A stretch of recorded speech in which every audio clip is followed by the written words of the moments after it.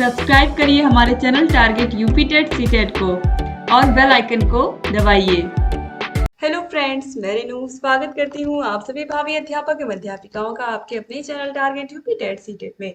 दोस्तों, आज की इस क्लास में हम पढ़ने वाले हैं आपके डीएलएड थर्ड सेमेस्टर के 5वें पेपर यानी कि आपके सामाजिक अध्ययन विषय के मोस्ट इंपॉर्टेंट अति लघु उत्तरीय क्वेश्चंस की सीरीज में आपके राजन सीरीज के अति लघु उत्तरीय क्वेश्चंस को। और यहाँ पर हम पार्ट 3 को पढ़ने वाले हैं।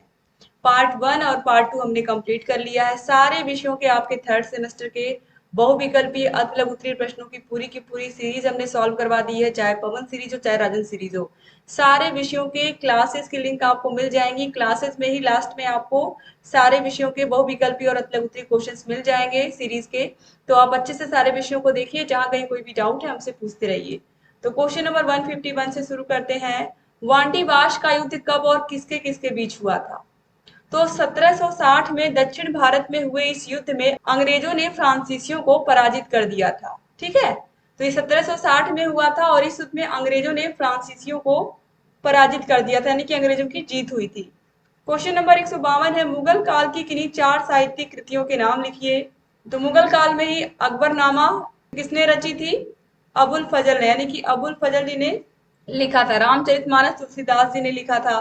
हुमायूं नामा, हुमायूं की बहन गुलबदन बेगम ने इनकी आत्मकथा लिखी थी। गंगा लहरी पंडित जगन्नाथ ने लिखा था। ठीक है, इसके अलावा बाबर की आत्मकथा बाबर ने खुद ही लिखी थी, तुझुके बाबरी नाम से, जो कि तुर्की भाषा में लिखी थी। तो ये सभी आपको याद होना चाहिए। क्वेश्चन नंबर 153 पे आते हैं। बीबी का मकबरा नामक स्थान एवं राज्य कहाँ है तथा इनके निर्माणकर्ता कौन है? तो यह मकबरा औरंगाबाद महाराष्ट्र में है। इसके निर्माणकर्ता औरंगजेब हैं।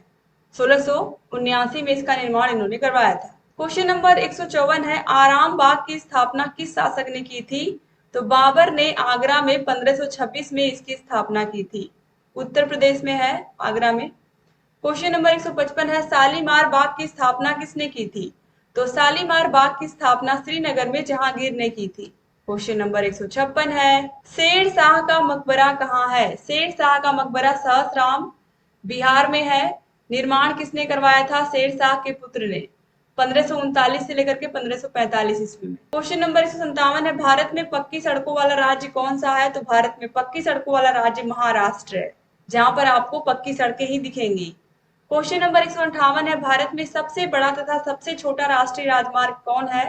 तो सबसे बड़ा राजमार्ग राष्ट्रीय राजमार्ग 7 और सबसे छोटा राजमार्ग 47A। तो दोस्तों, सबसे बड़ा राजमार्ग NH7, अब इसको हम जानते हैं NH44 के नाम से।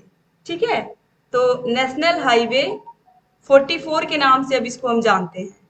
तो भारत का सबसे लंबा राजमार्ग NH7 भी सही है, लेकिन अब इसका नाम NH44 रख दिया गया है। तो ये जानना आपके लिए जरूरी है, क्योंकि अगर आप कोई कॉम्पिटेटिव एग्जाम देते हो उसमें ये प्रश्न आता है तो NH44 ही लिखोगे, और अगर इस एग्जाम में भी लिखोगे आप तो बिल्कुल सही रहेगा। तो NH7 का नाम बदल के NH44 कर दिया गया है और सबसे छोटा राजमार्ग 47A है, ये बिल्कुल सही है। क्वेश्चन नंबर 159 है, भारत के प्रमुख निर्यात कौन कौन से हैं? तो सूत्री वस्त्रों का निर्यात करता है, यानी कि एक देश से, अपने देश से दूसरे देशों में ये कपड़े निर्यात होते हैं। चाय का निर्यात होता है, चाय के बागान हमारे देश में बहुत है। जूट का होता है। ठीक है, इसके अलावा चावल, गेहूं, बहुत सारी चीजों का निर्यात होता है हमारे देश से। क्वेश्चन नंबर 160 पे आते हैं, भारत का सर्वाधिक व्यापार किस देश के साथ है? तो सबसे ज्यादा व्यापार हम लोग अमेरिका के साथ करते हैं। क्वेश्चन नंबर 161 है, WTO का पूरा नाम क्या है? तो वर्ल्ड ट्रेड ऑर्गेनाइजेशन, विश्व व्यापार संगठन। क्वेश्चन नंबर 162 है, कंगारुओं का देश किसे कहते हैं? तो ऑस्ट्रेलिया को कंगारुओं का देश कहते हैं।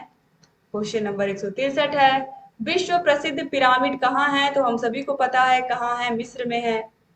क्वेश्चन नंबर 164 पे आते हैं, दुनिया की छत किसे कहते हैं? बहुत अच्छा क्वेश्चन है। दुनिया की छत हम किसे कहते हैं? तो तिब्बत के पठार को कहते हैं। क्वेश्चन नंबर 165 है, यूरेशिया से आप क्या समझते हैं? एशिया महाद्वीप के पश्चिम में यूरोप स्थित है। यूरोप तथा एशिया को मिला करके ही यूरेशिया कहा जाता है।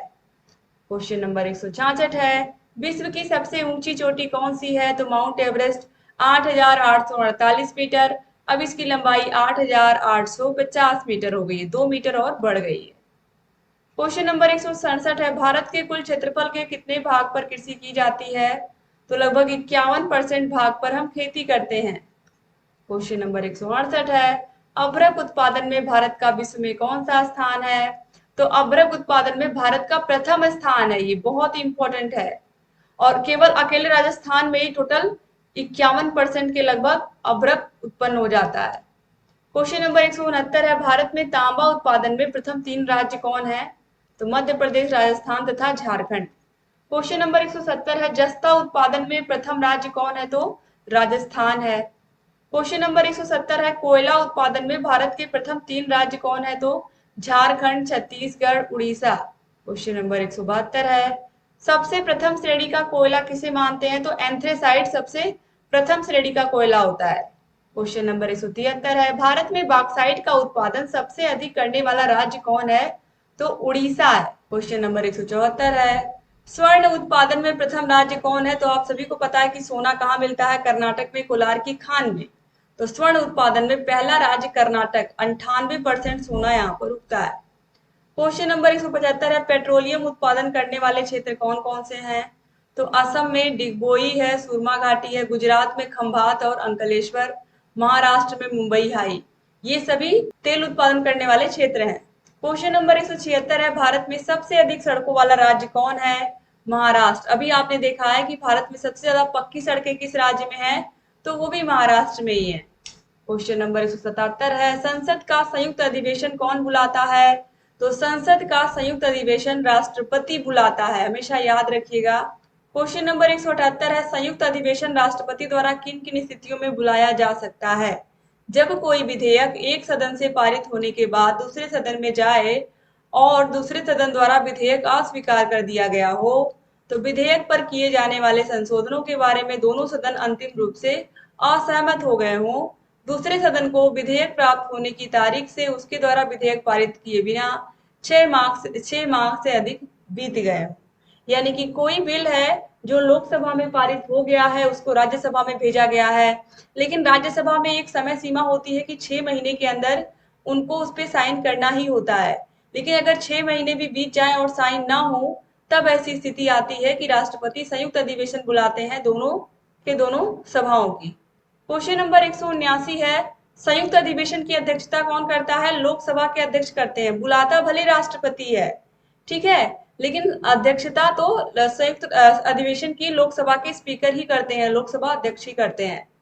क्वेश्चन नंबर 180 है, क्या धन विधेयक के संबंध में लोकसभा का निर्णय अंतिम होता है? बिल्कुल सही, कोई धन विधेयक है तो उस पर लोकसभा ही निर्णय लेती है। क्वेश्चन नंबर 151 है, क्या धन विधेयक के संबंध में संयुक्त अधिवेशन की व्यवस्था की जा सकती है?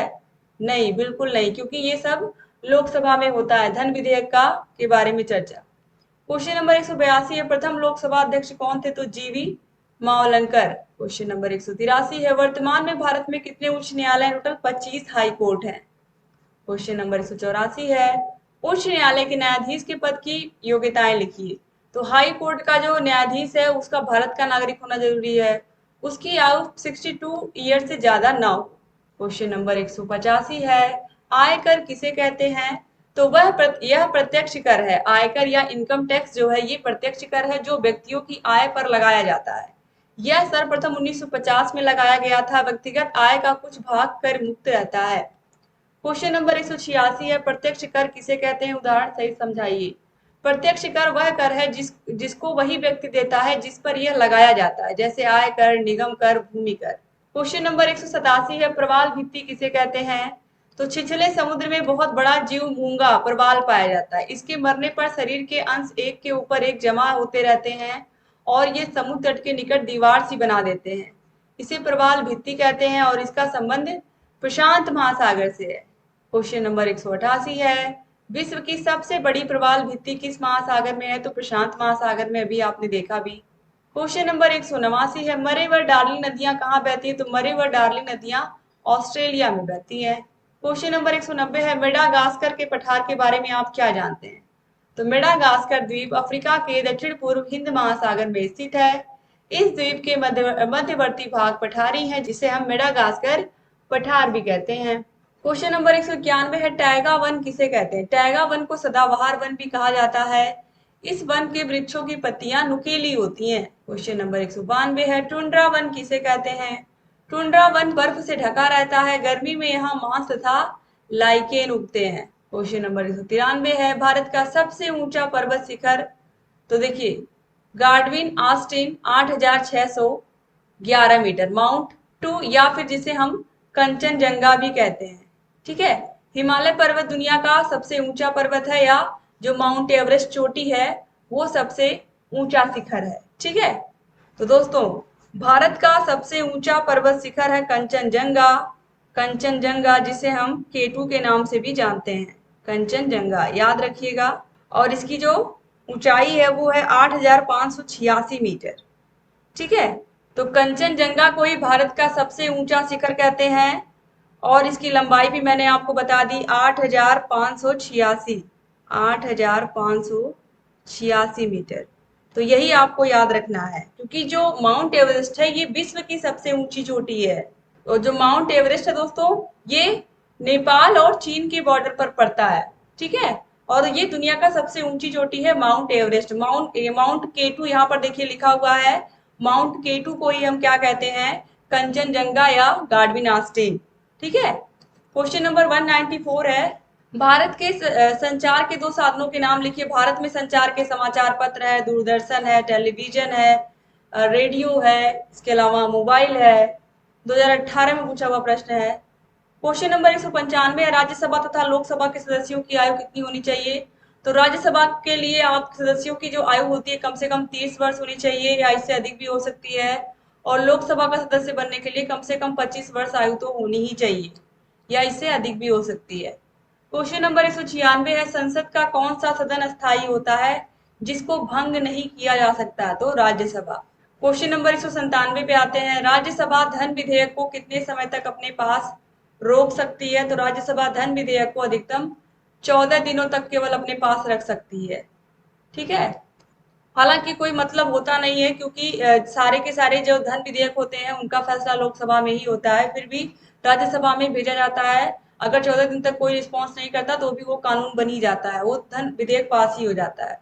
क्वेश्चन नंबर 198 है, त्रिशंकु लोकसभा से आप क्या समझते हैं। यदि सामान्य निर्वाचन में किसी भी दल को सरकार बनाने के लिए स्पष्ट बहुमत नहीं होता है तो इसे हम त्रिशंकु लोकसभा कहते हैं। क्वेश्चन नंबर 199 है, योजना आयोग के स्थान पर गठित नीति आयोग का पदेन अध्यक्ष कौन होता है। तो नीति आयोग का पदेन अध्यक्ष प्रधानमंत्री होता है, और ये बहुत इंपॉर्टेंट क्वेश्चन है। क्वेश्चन नंबर 200 है, मंत्रिपरिषद के बारे में बताइए। तो भारत के संविधान के अनुच्छेद 74 के अनुसार राष्ट्रपति को उसके कार्यों के संपादन व सलाह देने हेतु एक मंत्रिपरिषद होती है। मंत्रिपरिषद का प्रधान प्रधानमंत्री होता है। मंत्रिपरिषद सामूहिक रूप से लोकसभा के प्रति उत्तरदायी होती है। क्वेश्चन नंबर 201 है, मंत्रिमंडल का निर्माण कैसे होता है। तो प्रधानमंत्री तथा कैबिनेट मंत्री को मिला करके मंत्रिमंडल का निर्माण होता है। क्वेश्चन नंबर 202 है, राष्ट्रपति किसकी सलाह पर लोकसभा को भंग कर सकता है। तो राष्ट्रपति प्रधानमंत्री की सलाह पर लोकसभा को भंग कर सकता है। क्वेश्चन नंबर 203 है, मंत्रिपरिषद का सदस्य बनने की शर्तें बताइए। तो मंत्रिपरिषद का सदस्य बनने के लिए वैधानिक दृष्टि से यह आवश्यक है कि वह व्यक्ति संसद के किसी सदन का सदस्य हो। यदि व्यक्ति मंत्री बनते समय सदस्य नहीं हो तो उसे 6 माह के अंदर सदस्य बनना अनिवार्य होता है, नहीं तो उसे अपना पद छोड़ना होगा। ठीक है, क्वेश्चन नंबर 204 पे आते हैं, राज्यसभा के सदस्यों का कार्यकाल कितना होता है। बहुत इंपॉर्टेंट है, जो राज्यसभा होती है इसके सदस्यों का जो कार्यकाल होता है ये 6 वर्ष का होता है, यानी कि इनका सब ज्यादा ही होता है। इनकी जो उम्र होती है वो भी ज्यादा होती है, चुने जाने की 30 वर्ष से ऊपर होती है, कम से कम 30 होनी चाहिए। और लोकसभा के सदस्यों का कार्यकाल भी 5 वर्ष का होता है, और उम्र भी 25 वर्ष से कम नहीं होनी चाहिए, 25 से ज्यादा ही होनी चाहिए। ठीक है, तो ये 2 शर्तें हैं। क्वेश्चन नंबर 206 है, मंत्रिपरिषद संसद के किस सदन के प्रति उत्तरदायी होता है। तो जो मंत्रिपरिषद होता है ये सदन के लोकसभा के प्रति उत्तरदायी होता है। क्वेश्चन नंबर 207 है, अप्रत्यक्ष कर किसे कहते हैं। उदाहरण सहित बताइए। वह कर जिसका भार दूसरे व्यक्ति पर टाला जा सके, जैसे कि सीमा शुल्क, व्यापार कर, उत्पादन कर, मनोरंजन कर। क्वेश्चन नंबर 208 है, आय कर किसके द्वारा लगाया जाता है। तो आय कर जो इनकम टैक्स है ये केंद्र सरकार लगाती है। क्वेश्चन नंबर 209 है, अप्रत्यक्ष कर का उदाहरण बताइए। तो मनोरंजन कर, व्यापार कर, उत्पादन कर, ये सब अप्रत्यक्ष कर है। क्वेश्चन नंबर 210 है, मनोरंजन कर का उदाहरण क्या है। तो मनोरंजन कर अप्रत्यक्ष कर है, अभी यहाँ पर आपने देखा ऊपर। क्वेश्चन नंबर 211 है, केंद्र सरकार के आय के स्रोत बताइए। तो आय कर, निगम कर, संपत्ति कर, जायदाद कर, उपहार कर, सीमा कर, ये सब केंद्र सरकार के आय के स्रोत है। क्वेश्चन नंबर 212 है, भारत में उपराष्ट्रपति को कौन निर्वाचित करता है? तो भारत में उपराष्ट्रपति का निर्वाचन राज्यसभा तथा लोकसभा के सदस्य मिलकर करते हैं। क्वेश्चन नंबर 213 है, संसद के 2 कार्य बताइए। तो संविधान में संशोधन का अधिकार है, संघीय सूची के विषयों पर कानून बनाने का भी अधिकार है। क्वेश्चन नंबर 214 है, लोकसभा अध्यक्ष का कार्य बताइए। तो धन विधेयक को प्रमाणित करना, सदन की कार्यवाही का संचालन करना, सदन में अनुशासन बनाए रखना, लोकसभा के बैठकों की अध्यक्षता करना। क्वेश्चन नंबर 215 है, वित्त विधेयक तथा साधारण विधेयक में क्या अंतर है? तो वित्त विधेयक केवल लोकसभा में पारित किया जा सकता है, जबकि साधारण विधेयक संसद के किसी भी सदन में प्रस्तावित किया जा सकता है। क्वेश्चन नंबर 216 है, उच्चतम न्यायालय अपने अपीलीय अधिकार क्षेत्र के अंतर्गत तीन प्रकार के मुकदमे सुन सकता है, यानी कि हाई कोर्ट अपने अपीलीय अधिकार क्षेत्र के अंतर्गत किस प्रकार के मुकदमे को सुन सकता है? तो दीवानी के मुकदमे, फौजदारी के मुकदमे और राजस्व के मुकदमे। क्वेश्चन नंबर 217 है, विश्व का सबसे विशाल मरुस्थल कौन है? तो सहारा मरुस्थल है, 84 लाख वर्ग किलोमीटर में फैला हुआ है। क्वेश्चन नंबर 218 है, अफ्रीका के उष्ण घास का मैदान क्या है? तो सवाना है। क्वेश्चन नंबर 219 है, अफ्रीका में शीतोष्ण घास के मैदान को क्या कहते हैं? तो बेल्ट कहते हैं। क्वेश्चन नंबर 220 है, विश्व की सबसे लंबी नदी कौन है? तो नील नदी अफ्रीका महाद्वीप में स्थित है। क्वेश्चन नंबर 221 है, विश्व में स्वर्ण नगर से विख्यात कौन सा नगर है? तो जोहान्सबर्ग, जो कि अफ्रीका महाद्वीप में है। क्वेश्चन नंबर 222 है, केंद्र सरकार के व्यय के स्रोत बताइए। तो प्रतिरक्षा सेवाएं, प्रशासनिक सेवाएं, कर वसूली, व्यय, ऋण सेवाएं आदि। क्वेश्चन नंबर 223 है, राज्य सरकार के आय के स्रोत बताइए। तो राज्य सरकार कैसे आय कमाती है? तो भूमि कर के द्वारा, कृषि आय कर के द्वारा, राजस्व उत्पादन के द्वारा, व्यापार कर, स्टम्प शुल्क, वनों से आय, मनोरंजन कर, सिंचाई कर, सड़क, जल परिवहन, इसके अलावा बिजली बिल। क्वेश्चन नंबर 224 है, राज्य सरकार के व्यय के स्रोत बताइए। तो शिक्षा पर खर्च करती है सरकार, खेती पर खर्च करती है, मछली पालन पर, भूमि संरक्षण पर, पशुपालन पर, चिकित्सा यानी कि स्वास्थ्य सुविधाओं पर और परिवार नियोजन पर।